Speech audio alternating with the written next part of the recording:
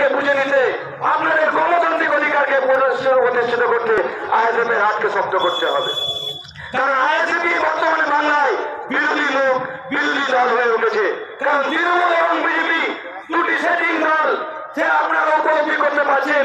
নামই পশ্চিমবঙ্গের বিজেপির ৭৭টি এমএলএ আছে। জন্য কোন রাজনৈতিক কর্মসূচি দেখতে পাবেন সাধারণ মানুষের লড়াই করতে দেখতে পাবেন আইএসএফ এর ছেলেদের ঘর ছাড়া হয়ে আছে বিভিন্ন জায়গায়। আইএসএফ এর ছেলেরা বিজেপির কোন নেতা নেত্রী নেই, বিজেপির সঙ্গে তাদের সেটিং চলে চায়ের টেবিলে, বিজেপির সঙ্গে তাদের সেটিং চলে ওই দার্জিলিং এর টেবিলে। তাই আমরা বলবো সকলকে ঐক্যবদ্ধভাবে তৃণমূল সরকার এবং বিজেপির বিরোধিতা করার জন্য আইএসএফ এর হাতকে শক্তিশালী করতে হবে।